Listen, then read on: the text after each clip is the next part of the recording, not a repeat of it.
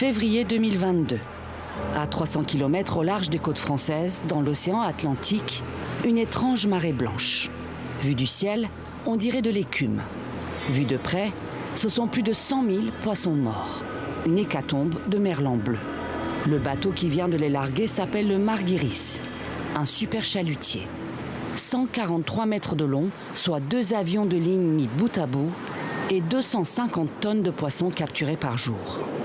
Un mastodonte de la mer et l'un des nombreux navires de ce type à pêcher dans les océans.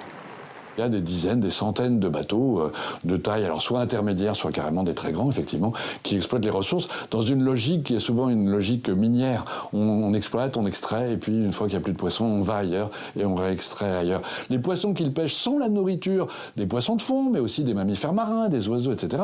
Et donc il y a des effets à l'échelle de l'écosystème qui sont aujourd'hui relativement mal connus, mais certainement très importants en réalité. Pour les défenseurs de l'environnement, ce sont des ogres de la mer. Pour les patrons de l'industrie, des fleurons de la pêche moderne.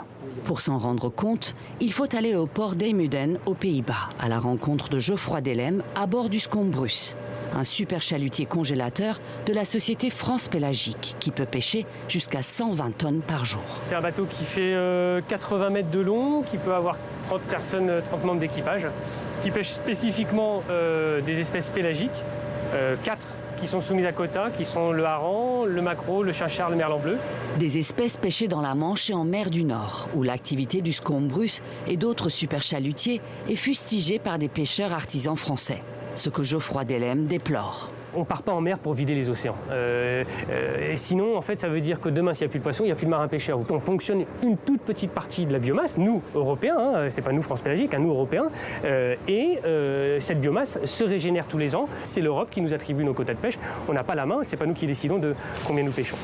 Des quotas de pêche attribués par l'Union européenne et qui, selon les ONG, profitent surtout à 5 grands groupes industriels néerlandais. À eux 5, ils possèdent 230 navires, dont la plupart des super chalutiers du port d'Eemuden, comme le Scombrus ou le Prince Bernhard. La société France Pélagique à laquelle ils appartiennent est en fait une filiale du groupe néerlandais Cornelis Vrolijk. Ces super chalutiers appartiennent à des grosses entreprises qui ont beaucoup de moyens, beaucoup de ressources. Ils ont suffisamment d'argent pour payer des lobbyistes ici à Bruxelles et dans les États membres pour pouvoir s'accaparer les quotas et puis s'accaparer les subventions publiques également. Et il y a une concurrence totalement déloyale avec les petits pêcheurs artisans. Des pêcheurs artisans qui s'organisent pour faire entendre leur voix jusqu'au Parlement européen, comme ces représentants de pêcheurs africains excédés par les navires-usines. Qu'on les interdit dans toute la sous-région. C'est des bateaux qui font énormément de ravages pour la pêche artisanale. Ils prennent notre nourriture journalière devant nous. Nos pêcheurs doivent être capables de pouvoir pêcher tranquillement. Nous avons besoin d'espace. Et cet espace doit être réservé, doit être garanti par nos États et doit être respecté par les pays tiers. Ce jour-là, la salle est clairsemée. Pour la députée Melissa Camara, de telles rencontres sont pourtant aussi nécessaires qu'urgentes.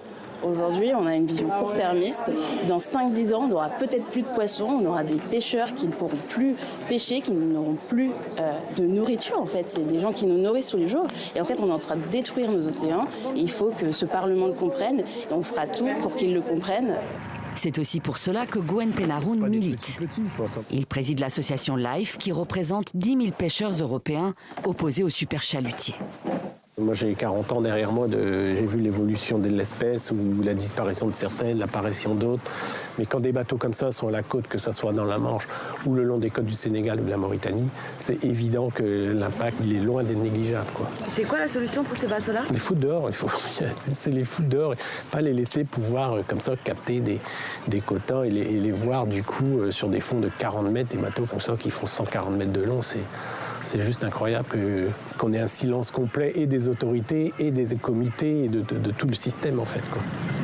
Via leur filiale française, les 5 géants néerlandais possèdent 24 navires en France et contrôlent une bonne partie des quotas de pêche français.